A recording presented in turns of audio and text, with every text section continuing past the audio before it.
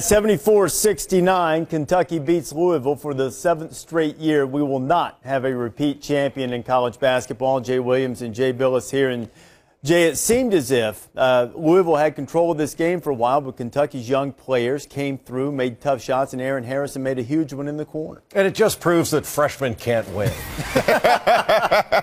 that narrative the whole one and done thing is done now, finally.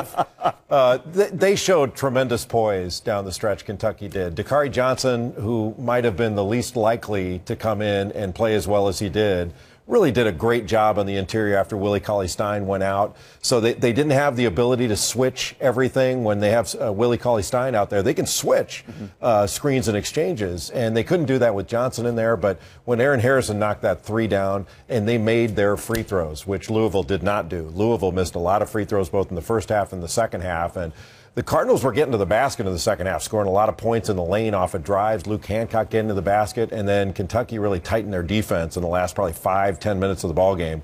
And that was a huge difference in the game. Alex Poitras came in and did a really nice job. He was huge. Really did a tremendous job. And they made all the little plays. And, we talk about, freshmen. They weren't a tight group early in the season. They went in 5 different directions. Well, they're 5-1 right now, and they've got a chance to go to the Final Four if they can beat Michigan.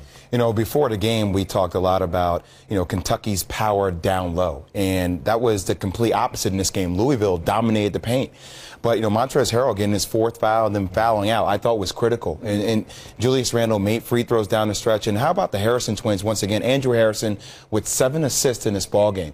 And Louisville wants to make the game quick. They want the game to get out of control. Kentucky only with 12 turnovers, and one of the main reasons they won this ball game as well. And their body language was great.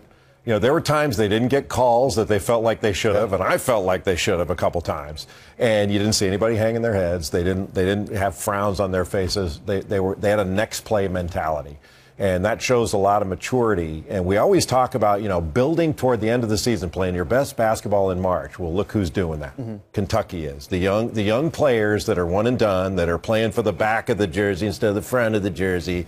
Hopefully all this freshman talk can end, and we can give credit where it's due. They deserve credit. I just like to tell America that after it gets midnight in the East, Bilas gets a little grumpy. A little cranky here. That's not cranky. That's just bedtime. Should have heard him watching the game. Well, I tell you, you know what? You talked about their body language. It's one thing that Calipari talked about during the season. They had a game in Rupp Arena against LSU earlier this year. They were down 1 point. 1 point. They missed a shot. They were walking down. There was about 20 seconds left in the game. And Calipari said, my guys looked like they'd already lost the game. They were slumping their shoulders. It's been something that's been working for a while, and they've come up with a 5-point victory largely because Louisville missed a lot of free throws, including one from Wayne Blackshear late that would have tied the game at 70.